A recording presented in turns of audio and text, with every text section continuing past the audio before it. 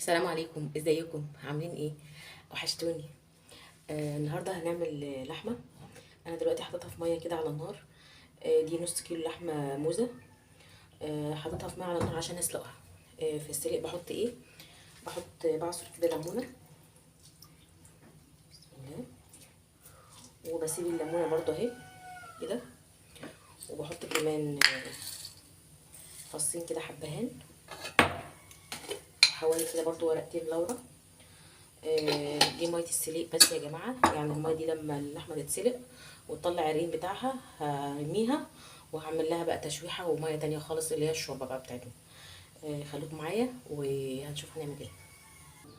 انا هنا كده خلاص سلقت اللحمه، وغسلتها بميه سخنه تحت الحنفيه وبقت زي الفل اهي. هولع عليها بقى هنا علشان تطبخ. دي طريقتنا في عمل اللحمه. في ناس بتعملها وهي حمرا زي ما هي كده، تشوحها وهي حمرا. لا، احنا بنسلقها الاول زي ما انتوا شفتوا معايا، وبعد كده هنولع عليها.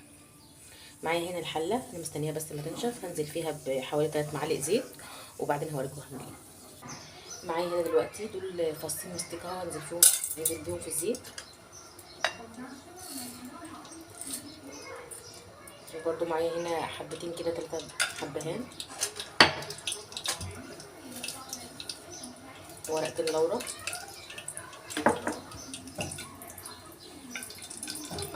يسخنوا بس وهنزل باللحمه. كده خلاص الزيت سخن معايا اهو. هنزل بقى بقطع اللحمه. بسم الله.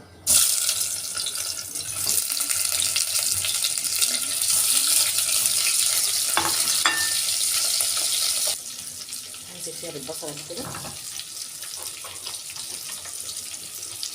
وعليها شويه فلفل اسمر.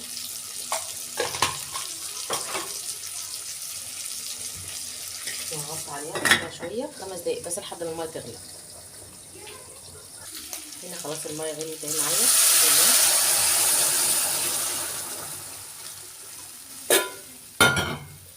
هسيبها بقى كده، سيبها كده زي ما هي على نار على العين الصغيره كده. ولو انت مثلا قلقانه ان هي ما تستواش، هتحطي بس شعره سكر صغيره خالص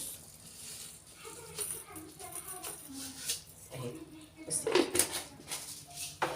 هغطي عليها بقى واسيبها لحد ما تستوي براحتها، وارجع لكم تاني. كده خلاص اللحمه بتاعتي لما استوت نزلتها في البطاطس كده، واديتها كمان تقلبتين كده في البطاطس مع بعضها علشان تدخل في بعضها كده ويبقى طعمها حلو، والبطاطس تاخد من طعم اللحم. هنزلها بقى تحت الشوايه تتحمر، وبعد كده ايه نغرف بقى واوريكم الطعم كله. كده خلاص حمرتها اهو. هنغرف بقى وبعدين نقدم الاكل.